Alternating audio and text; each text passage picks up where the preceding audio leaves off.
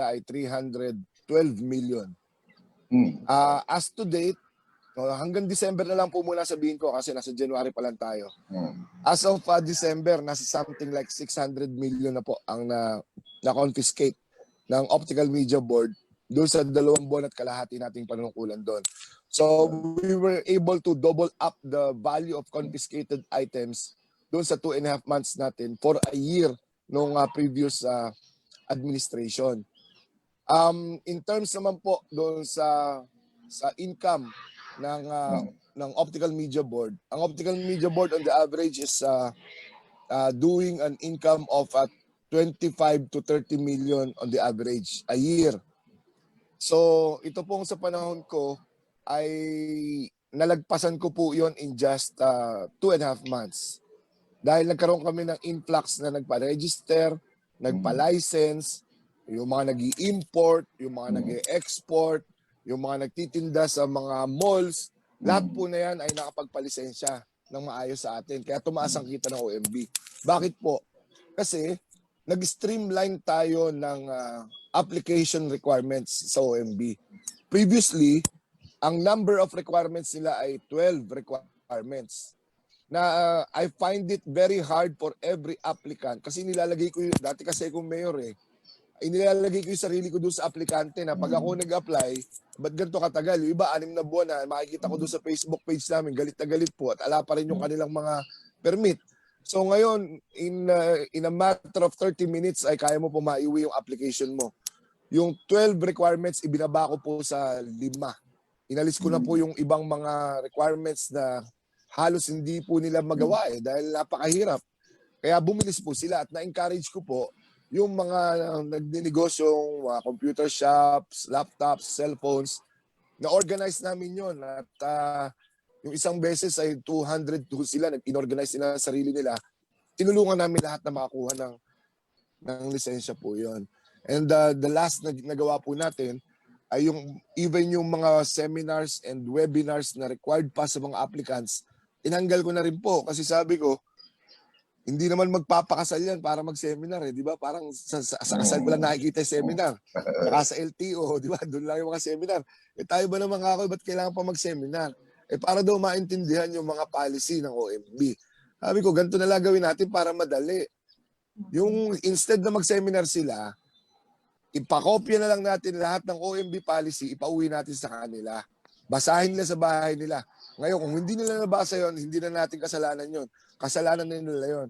For as long as we did our part, ibinigay natin yung black and white copy ng lahat ng policies natin, na instead na sabihin mo sa seminar yon, ipauwi mo na lang sa kanila, mapabilis pa natin ang pagkuha ng mga lisensya ng mga aplikante po natin. So that's the third. Yung pang-apat na tanong mo po, kuya, pangatlong tanong mo, kung di ako nagkakamali, ay kung ano ang ginagawa po natin doon sa mga nakumpiska po natin. So, bago mo po yun ma-dispose, kailangan ko muna kasuhan yung mga nahuli natin, either administratively and civilly. Administrative case, ipinapile sa Optical Media Board. Criminal case, ipinapile po natin yan sa mga criminal courts. Ito pong administrative case, isa po sa penalty dyan na nakalagay sa IRR ng 9239 ay confiscation ng mga items na nahuli natin doon sa possession ng mga illegal na nagnenegosyo po ng may kinalaman sa mga storage devices. Pag na-desisyonan po natin yon, halimbawa, itong huli, may nahuli kaming 200 million worth na items sa isang warehouse sa Marilao, Bulacan. So na-default na yung may-ari doon.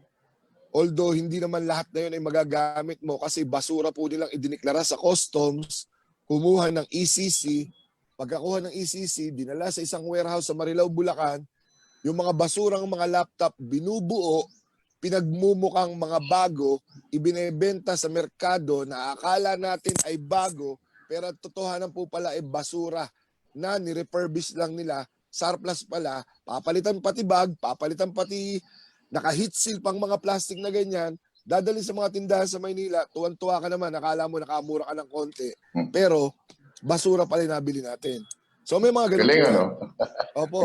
Kaya po talaga nag-crackdown kami ng gusto dyan dahil panahon ng pandemic, yung mga tricycle driver nahirap makaipo, maibili na ng laptop yung mga anak na nag-aaral. Tapos pinaglululo ko pa ng mga ito. Kaya pinaghuhuli po natin. Ngayon, yung mga matitino po na natira doon na mga pwede pa ho natin gamitin, ay gumawa po tayo nagpapasa tayo ng board resolution sa Optical Media Board. Ang mga members po nito ng board natin doon ay ang DILG Undersecretary. Ang umaten po dyan ay si Yusek Jonathan Malaya, Yusek ng IPO, Yusek ng Department of Finance, at ang IPO po ay Intellectual Property Office. At isa po sa private sector na sa industriya po ng it's either music or pelikula. Nakapagpapasa po kami dyan kung paano natin i-dispose yung mga huli natin. At ang ginawa nga po natin, lahat ng pwede pakinabangan by donation. Kung sino po ang gusto ng laptop, computer, pag ikaw ay individual, may requirement. Pag ikaw ay gobyerno, may requirement. Pag ikaw ay non-government organization o people's organization, nilagyan din po natin ng konting requirement para po, pag ipinamigay natin ay under din ito ng following the rules and regulations for disposal ng Department of Budget and Management at ng Commission on Audit. So halimbawa po, ako gusto ko ng laptop, individual ako, punta ako sa opisina ng OMB, kailangan ko ng sulat kay chairman for documentation na ako humihingi. Pangalawa, katunayan na ako'y mahirap. Sino magpapatibay na ako'y mahirap o indigent? Ang magpapatibay po niyan ay yung local DSWD ninyo sa munisipyo o city hall. May social case study po doon na ibinibigay. Nakatibayan na hindi mo talaga kayang bumili ng laptop at ikaw ay qualified na mabigyan ng ganung uri ng benepisyo ng ating pamahalaan. So ganun po ang mga requirements. Very good. Huli yung tanong, kuya, yung may marching order ba ang ating presidente? Tama po ba ako? Yes. Opo, we treat it in a generical term na lang kasi hindi naman tayo makakausap ng basta-basta ng ating presidente pa dahil pandemic po. Basta, ang sinabi po sa akin doon ay do what is your mandate. Kung ano po ang mandato doon and gawin natin. We strike it hard. Katulad doon kung ano doon ginagawa ko dati, kung paano tayo nung ako'y mayor, dadalhin ko dito. Pagka mga kriminal, we always strike hard pagdating sa kanila. Di ba? Kukumpletohin natin. Mga 18 itchik na po, foreigners yung aming naipakulong dito sa mga nahuhuli po namin na to, nakasuhan. At nadagdagan pa kagabi nakahuli kami ng isang Chinese sa Baclaran. Ganyan din po, storage devices. Kaya po medyo napuyat kami ng konti. Okay. Well done, Chairman, Mayor. Thank you. Salamat. Thank you po. Thank you po. Alakay. Mga kapatid, sana po ay Kit Lagare. Go ahead. Pari Kit. Good morning, Lakay. Good morning, Mayor Christian Natividad. Medyo matagal-tagal na tayong no hear, no see, ano ha? Ang last natin ay doon nag-guest kayo sa Liga ng mga broadcaster sa Rembrandt, no ha? Opo, kapihan po ba yun? Nakaupo ba kayong mayor noon, ano? Opo. Noong mga panahon yun? Yes, kasabay ko po ata nun si Senator J.B. Erci to. Tsaka may isang congressman na nakasabay ko po. Tama. Madali kasing tandaan ng pangalan niyo. Bukod sa Christian, nativity pa. Nativity, natividad. Anyway, Mayor, at the flick of the finger, sabi nga ninyo, at the flick of the finger, pwede nang mamirata. At sabi niyo rin, one step ahead. One step ahead, ha? So ano ba ibig sabihin nito, one step ahead? Ipagbabawal na sa batas ang fingering. Ang ibig ko po natin sabihin dito ay alam natin may mga loopholes yung mga batas. Dahil medyo totohanan po nito, to be honest, maraming kulang pa din sa batas natin pagdating sa mga streaming ng mga pelikula. Like for example, ang MTRCB ay nagrereklamo kasi ang MTRCB ay walang jurisdiction over the streaming of these kinds of sa social media. Di ba? So nasa news yun, nakaraan. Ang Optical Media Board naman, we are confined doon sa storage devices. So physical devices. So pag ganun po, following that line of contention, ang mangyayari sa atin dito, kuya, para nating iginapos ang sarili natin. Ganun na lang ba tayong gobyerno? Hindi na ba tayo maggagalaw dahil kulang dito, kulang doon? Kaya nabanggit ko po kanina, although we are put in this kind of situation, we can be one step ahead naman. We try to be innovative. How? So bilang mga abogado, tinignan namin, we being part of the NCIPR o the National Council for Intellectual Property Rights, kahit na walang physical devices yan, basta kami bilang bahagi ng optical media at ng NCIPR, nahuli ka namin na pinagwawalang bahala mo ang intellectual property ng isang tao katulad ng pelikula, pwede namin pangunahan yon at hanapin namin kung sino ang gumagawa nito. Ang problema natin, we cannot even identify yung mga IP addresses po ng mga nasa social media, di po ba? Alam naman natin hindi ganun kadali malocate ito. So, i-validate natin sa Facebook lahat ng mga accounts na ito and we file directly doon sa kanila at hanapin natin ngayon kung saan natin makukuha itong mga tao na to. We will have a meeting with Facebook again maybe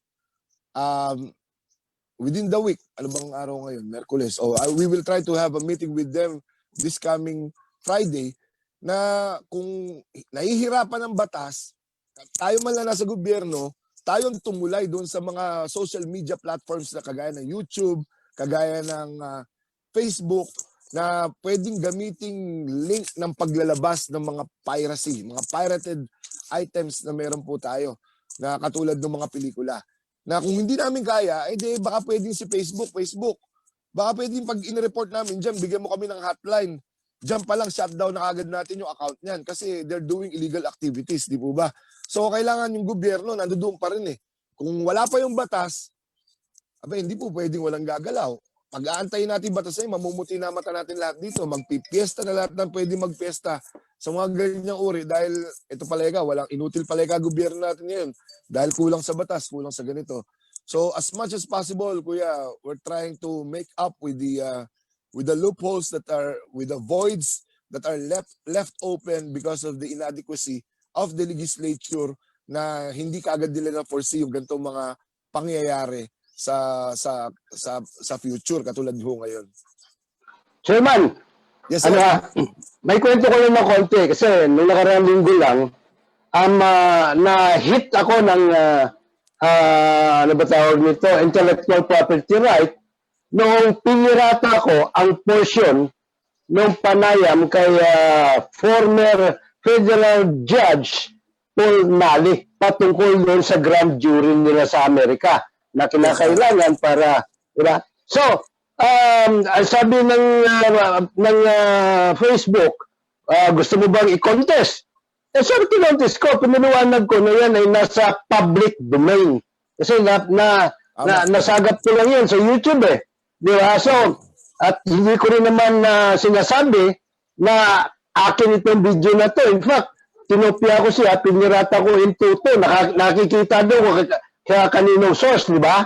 And so, pinagbigyan naman ako at yung kanilang copyright claim ay kanilang inuurong. And so, dyan sa mga platform na yan, meron na antimano eh. Meron ng kalakaran at patakaran eh. Ang hindi ko lang alam, Chairman, kung paano ka ngayon makikipag-connect sa kanila para na yung mga copyrighted claim na ng Media Optical Board ay antimano ay maka-cut off nila. Ano, ha? And so, siguro makakatulong, Chairman, kung identified natin ang mga potential customers na itong mga namimirata na ito. So, ba't pa nila pipiratahin eh? Napapanood naman online itong mga ito, I'm sure. Ano? So, sino-sino yung mga potential customers ng mga pirata, Chairman?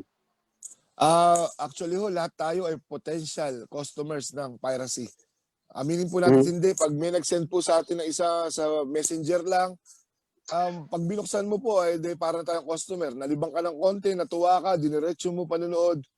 Naging part tayo ng pagyakap doon sa mga piracy. So, ang target po natin dito talaga ay i-protect ang copyright